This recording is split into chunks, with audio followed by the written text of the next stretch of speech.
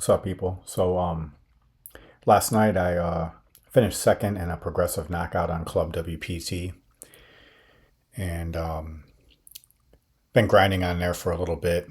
Was down a pretty decent amount, and this tournament got me back pretty much even. And I think now I kind of understand that that site they play a lot of progressive knockout tournaments, and you kind of got to adjust to that. So I'm gonna pick up. I'm on a final table bubble right now. There's 11 people remaining. I'm in third place. So I just open raised king 10 in second position.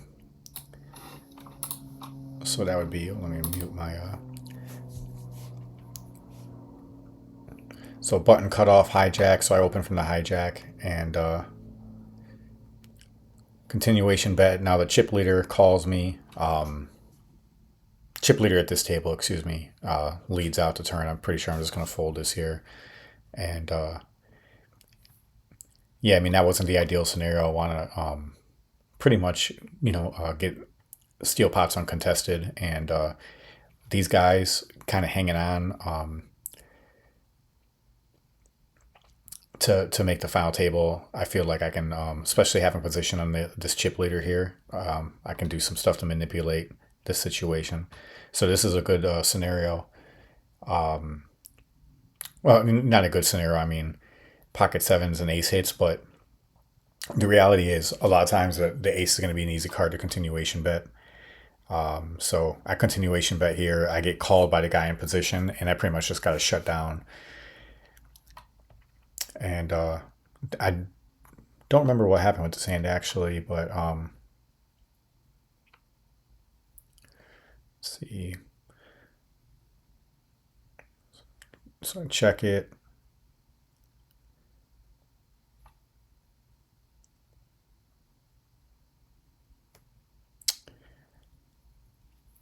Now this guy could have been calling. He could have been calling the flop on a flush draw. I think that I'll pause it real quick. Probably a lot of the reason I was going through my head why I would make that fold there. I mean, you can justify calling. There's one overcard. Granted, it's the most important overcard. I mean, it's probably you'd have to have like a pretty strong read and know what the situation is. Now, the situation is that this guy's probably not getting anything crazy considering we're on the final table bubble. If I just put him on that flush draw and that he missed, basically my reasoning for putting him on that flush draw would be that he checked behind in the turn. But, he could check behind for a lot of reasons. Just one pair, top pair, maybe he had kicker issues, and that's why he didn't 3-bet me pre-flop. But the reality is, betting in, I think that would have been about 25% of my stack in that situation. And is probably a situation where I just determined that having a lot of chips on the bubble and just being able to steal pots uncontested the way I have been is more important than making a hero call there. So that was kind of my reasoning. All right, so next hand, I'm probably just gonna chip this guy all in, 20 big blinds with ace jack, and just put him to a decision. I have position on him, so I can raise and play a pot in position, but just decided to just win the pot outright right there. So I'm gonna try to fast forward through a lot of this, and oh,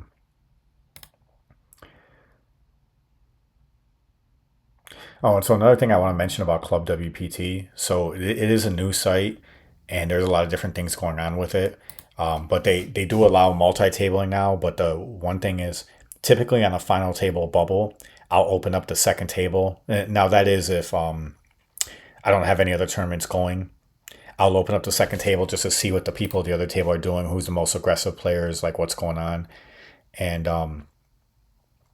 so I just raised king 2 on the button, and the short stack shoved on me. I just decided to fold there. So they don't allow you to open the other tables on in a tournament. So I'm not a fan of that, but they probably have some reasoning why they decided to do it. This site is like really trying to cater towards like the gambling crowd.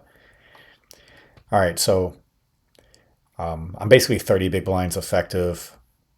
The chip leader min raises, I three bet with ace queen and kind of make it a small three bet in position. Just trying to get these other blinds out of here and kind of taking advantage of the hand. Now, I'm happy flop the flush draw. I'm happy just to get this guy to fold and win that pot right there. If I was earlier in the tournament and I had ace queen, two over cards with a flush draw, and the guy got it in, I'd be more willing to call. But given and this is really kind of like my philosophy on this, given that I've been stealing so many pots uncontested and really taking control of the table, I'm not trying to get into speculative situations when I can just keep chipping away at people. And so if maybe if the chip leader min raised, maybe I came over the top and tried to just shove all in and see if I can get them to fold. And if they don't fold, I still got at the very least a live flush draw to the nuts. They might have flopped a set or something like that, but at the very least, I know I'm not drawing dead. All right, so pocket fours. I'm sure I'm going to shove here. I don't want to play a flop out of position with pocket fours. If this guy, even with 16 big blinds, if he was just to flat my raise pre-flop, it'd be a disaster playing out of position in this situation. So I just shove, make him. You got fours is going to be a coin flip to almost the majority of hands. So you want to put these guys to a decision, and get those hands that are going to play really well against you, get them out of there, or make them at the very least put them to a decision for that. So all right, so just going to fast forward. I'm in the tournament break right now and start back up. So let me rewind this a little bit here.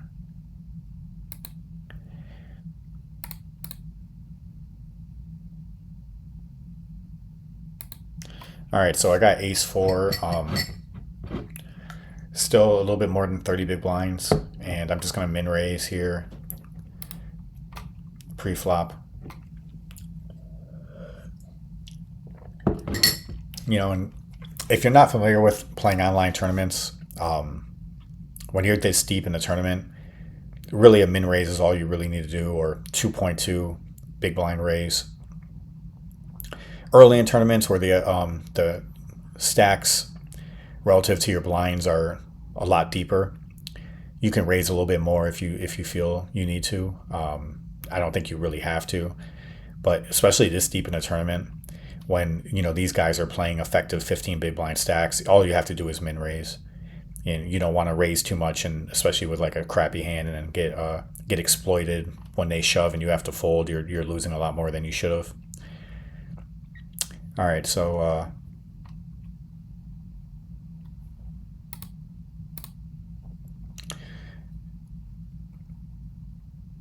and I apologize for the production of this. Club WPT is not like WSOP. For whatever reason, WSOP, they'll allow me to expand the screen to fit my whole monitor. Club WPT doesn't allow that. It's just something with their software and their layout. So kind of got to do my best here with this production. All right, so 9-7 offsuit. So this is again min raise a button. This guy plays back at me, and this is like a really easy. A lot of these situations are really easy because none of these guys are showing that they're really going to get out of line. They're playing extremely straightforward, kind of playing like kind of scared, to be honest. So that's the best way to put it. I don't want to talk bad about anyone, but that's the best way to put it. They're playing very timid, given the situation. So you see a guy just even play back at you in any way, you always got to put him in a hand, and that's going to come into play in the final table.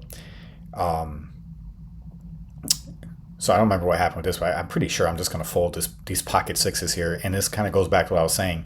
I'm the most active player by far at this bubble, and when this chip leader goes ahead and makes a raise like this, I'm putting him immediately on a big hand. So I mean, pocket sixes. If it's a disaster if I shove and I run into the one stack that can beat me, and they end up having me having me dominated pre-flop, and I end up busting out of the tournament right there. That'd be a disaster. So I just elected to fold in that situation. Some people might think that's a little bit weak. Folding, folding a pocket pair, pocket sixes, just against one button raise, but it's a mixture of the scenario and then my reads on those players. All right, so I'm pretty sure I'm just going to shove this all in pre-flop, this ace nine here. These guys got 15 big blinds, and I'm not going to allow somebody, if I min raise, just to defend and hit just some weak pair and then shove in on me when I know I'm playing extremely well against a range ace nine on a button against random cards. So I'm just going to shove it in. And not only that, I mean, the way they're playing, they might even fold something like ace 10. I mean, I doubt they would fold ace jack and better, but they may fold ace 10. It's very possible. So, and then small pocket pairs, 2, 3s, 4s, and 5s, they may even fold those. So, you're getting a lot of things out of the way by making that shove.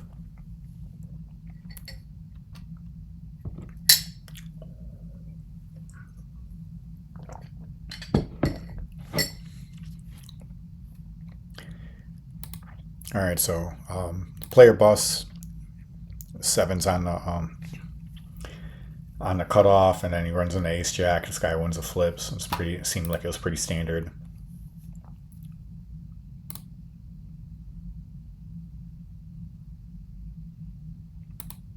All right, so I decided to defend with a 6-8 flop middle pair. I'm against the chip leader here, and I'm just going to keep the pot extremely small and out of position, try not to do anything crazy. So I decided to bet this out.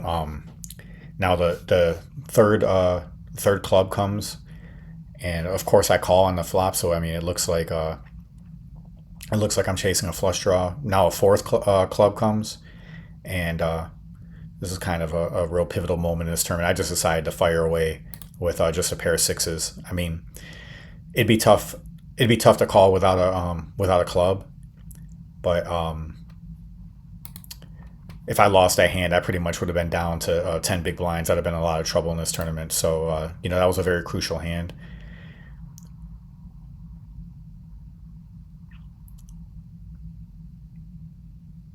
All right, so pocket sixes. Now I decide to re-raise, and the ace coming is good in a sense because if they have any type of hand that this person might have defended back with, maybe suited connectors, smaller pocket pairs, things like that. Maybe king jack, and they're just immediately going to put me on that ace being the aggressor pre-flop. So, just go ahead and bet it. And luckily I got this person to fold, which is good. So now I'm the chip leader at this table, and I can pretty much be aggressive. I'm sure with this a7, I open a cutoff. I get 3-bet all in from the button. And, that's an easy fold. I'd probably fold, to be quite honest, I'd probably even fold. Ace jack would be tough to fold with one shove. But the way these guys are playing and the situation, nobody's really getting out of line. Now, this guy is the short stack. And because he's a short stack, if he's really good at tournament theory, he should know that he should be playing extremely aggressive, and he should be shoving that pretty wide. But I'm not really in that situation giving him credit for that, given what I've seen from these players so far.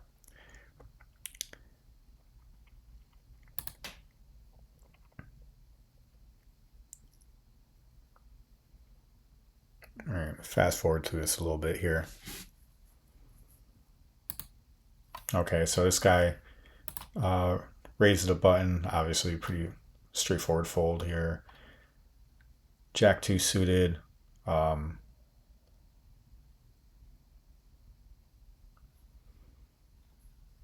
Raising in a 3-bet. And I'm just going to get out of the way, obviously. So I'd be happy for somebody to bust at this point. If these guys go to war, I'll be happy to get out of their way. I'm not trying to, just go crazy being the the table captain or anything like that in this situation. So king six on the button, easy raise. King nine, I'm likely going to raise this as well.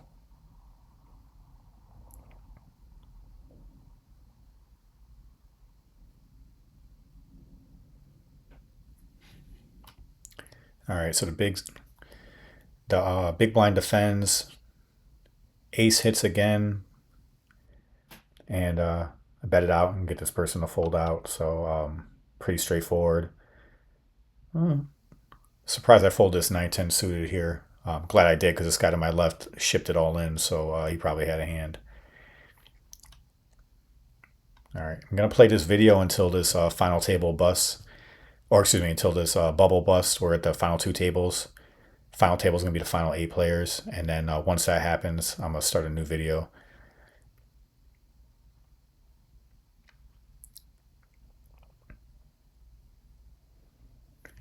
All right, so this guy, I probably thought about just like 3x raising out of the small blind and repping a flop, but I mean, it's a disaster if he calls, and this guy is limping in this situation in a tournament.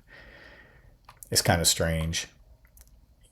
Very well could have been trapping with a big hand or something like that, possibly.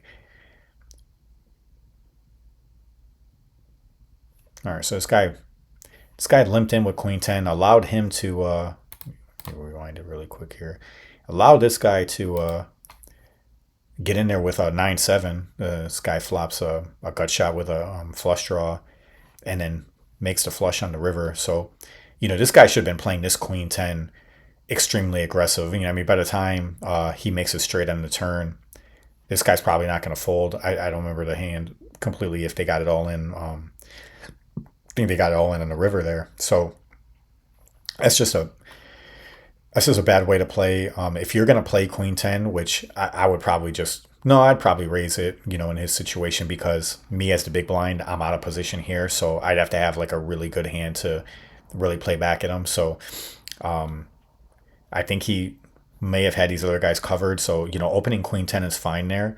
But just limping in, allowing this guy to get in with making a flush draw and then playing it, that's a disaster. So, I mean, he paid the price for that. Now he's a short stack. So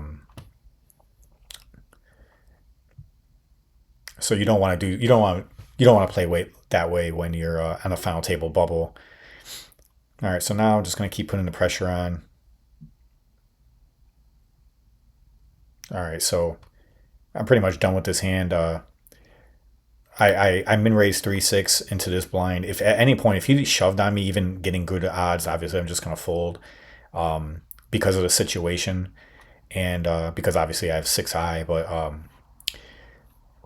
when the flop comes out, I'm kind of happy with that flop because it's a really easy way to play this hand. I can just rep the ace and try to get him to fold. Once he calls, I pretty much know I'm done with this hand, and I'm just going to concede the pot to him in this situation. So, that's no harm, no foul. I'm still the chip leader, didn't really lose a whole lot. All right, so next hand I get ace jack, and go ahead and raise that, get everyone to fold, so that's fine. Next hand, jack 9, min raise that first act, pick up a pot again.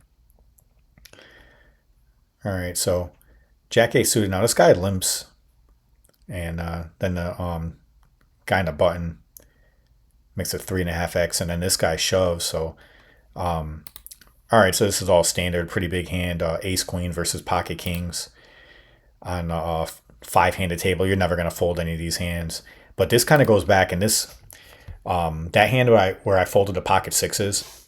This really vindicates me for folding those pocket sixes because, as you can see, I mean, these guys they need top 10 hands to go to war. So, whereas if I was playing on WSOP.com, which I feel like has a lot of strong players, and I'm not saying Club WPT doesn't. This is all based on my analysis of these guys, watching these guys right now and breaking down their play.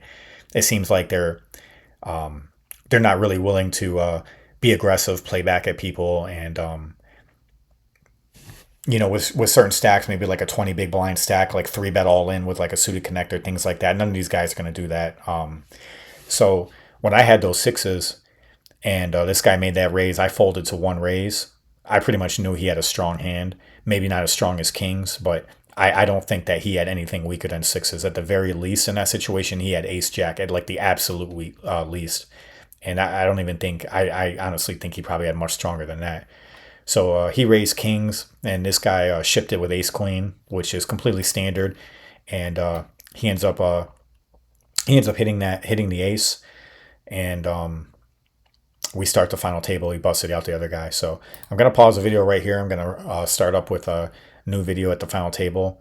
There's still about an hour left of this, so I'll probably make a couple of installments. Try to speed through this as much as I can. But all right, so I'm gonna go ahead and start the final table.